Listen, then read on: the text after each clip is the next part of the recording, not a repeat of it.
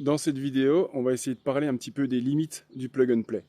La limite, ça va être 3000 watts. Après, ça passe sur autre chose.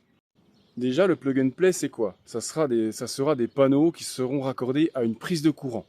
Donc du plug and play, on déballe, on branche. Par contre, pour ma part, je pense qu'il y ait des kits 3000 watts, ça existe encore sur le marché, ça ne devrait pas exister. Je vais vous expliquer pourquoi. Qu'est-ce qu'un kit 3000 watts plug and play?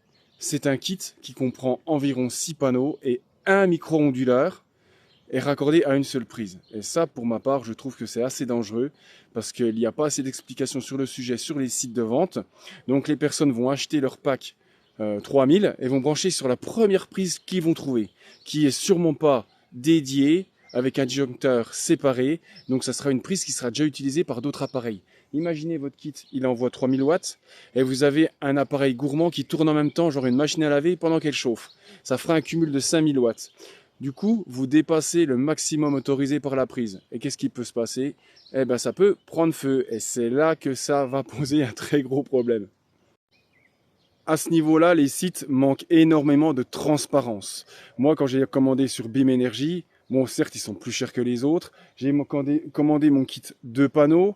Et si je voulais un kit 3 panneaux, ils mettaient bien en description, attention, un kit 3 panneaux, il faut impérativement un disjoncteur dédié pour vos 3 panneaux.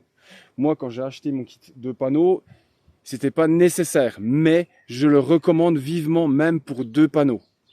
Mon kit, moi j'ai raccordé ça dans mon coffret de portail électrique. J'ai mis une prise à l'intérieur, il y avait de la place. Et j'ai tiré une ligne spécifique. Du coup, pour les panneaux, j'ai juste le portail électrique dessus. Parce que forcément, j'ai ma ligne qui vient jusqu'ici. Autrement, il fallait tout que je recreuche chez moi. Donc, mes panneaux sont pris sur un disjoncteur spécifique. Donc, le panneau et le portail. Voilà, le portail, c'est vraiment petit, hein. Donc mes 3 panneaux, celui qui est là et les 2 qui sont là-bas, sont reliés sur un disjoncteur 20 ampères. Si vous voulez acheter vraiment 3000 watts de panneaux solaires, parce que c'est vrai que pour combler le talon et des appareils qui consomment énormément, si vous voulez pas mettre de batterie, ça sera impératif, il faut au moins 2005 à 3000 watts. Je vous conseille de prendre soit 3 kits de 1000 watts, ou soit 2 kits de 1500 watts. Comme ça, vous allez être sûr d'avoir plusieurs prises. Et je vous conseille de mettre ces 2 kits sur 2 réseaux différents si vous pouvez avec 2 disjoncteurs. Mais si vous ne pouvez pas, assurez-vous que votre ligne a une section de câble assez grosse pour pouvoir mettre vos 2 kits ensemble sur le même disjoncteur.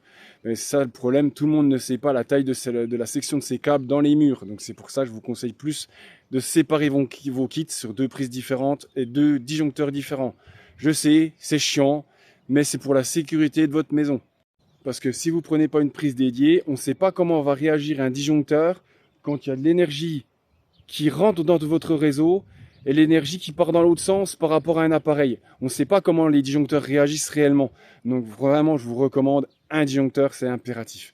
Même si vous avez un panneau, faites-le au moins. Si vous en rajoutez un deuxième, comme ça vous êtes tranquille. Et si vous voulez des explications plus profondes, n'hésitez pas à aller voir SolarGrid parce qu'il donne de très très bonnes explications. Allez, tchuss!